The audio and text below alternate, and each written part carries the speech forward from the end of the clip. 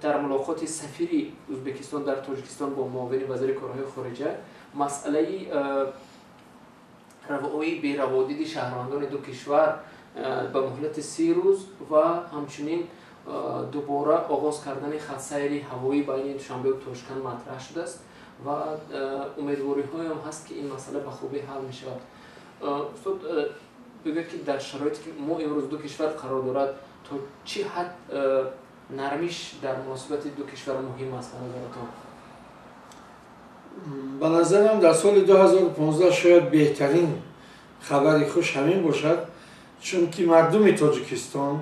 با مردم ازبکستان این مردم بی نهایت به هم نزدیک خویش و تبار هستند و این سالهای جدایی برای هر دو طرف هم بسیار وزنین بود و طرف تاجیکستان از سال 2000 چنین نیتی خیر دارد که همین خط هوایی گشوده شود و پرزیدنت جمهوری ازبکستان اسلام عبدالغنیویچ کریموف هم چنین وعده داده بودند و خوشبختانه سال گذشته که در ماه سپتامبر اون کس اینجا سفر داشتند، باز هم همون گرمی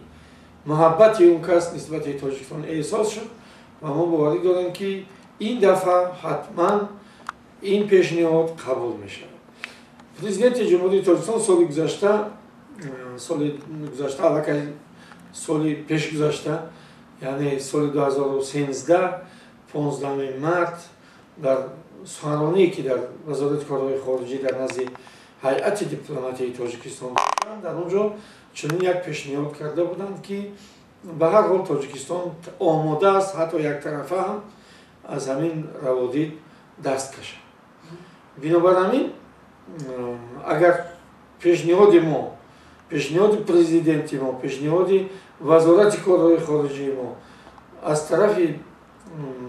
دولت ازبکستان قبول شود، این البته تحفه بهترینی در سال 2015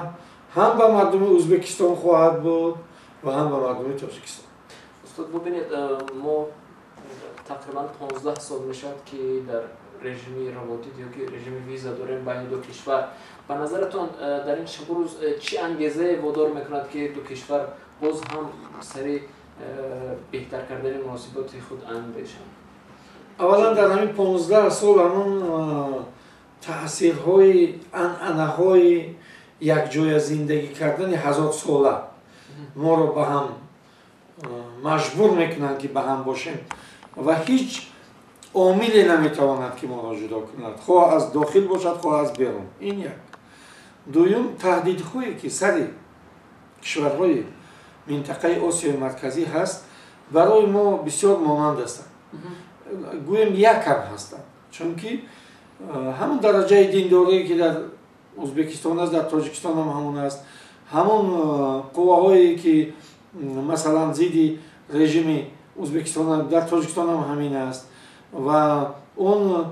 افغانستانی که همسایه است برای هر دو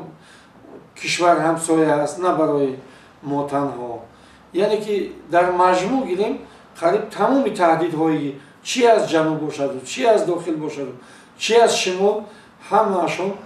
مانند هستند و برای اون که از این تهدیدها ما گوییم خلاص شویم، برای اون که این تهدیدها برای شکستی مثال دولت‌های ما نتوانند تاثیر رسانند، ما بسیار خوب میشود که متحد باشیم، به هم نزدیک باشیم و یکدیگر را در همین موردهای وزنینی به مثل بحران اقتصادی که در پیش چشممون از توی روسیه به سوی ما آمده ایستاده است، از اوکراین به سوی ما آمده ایستاده است، با بحران ژئوپلیتیکی که است، ما در مقابل اینها اگر یک جایه باشیم، نزدیک باشیم، یکدیگر را دستگیری کنیم، خیلی بهتر خواهد بود. بهتر شدن مناسبات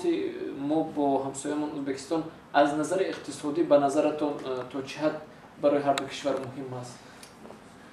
به نظرم که از جهت اقتصادی باز نه کمتر از جهت سیاسی و فرهنگی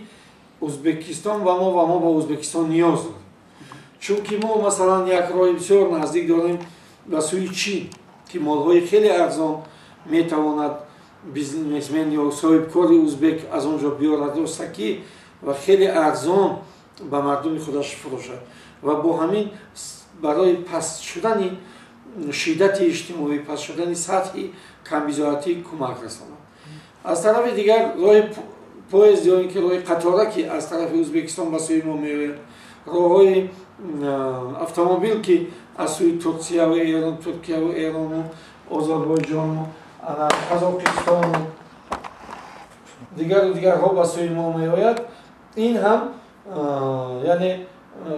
гувоҳи он аст ки ӯзбекистон ва Тоҷикистон аз лиҳози иқтисодӣ ҳам ба ҳам бисёр ниёз доранд.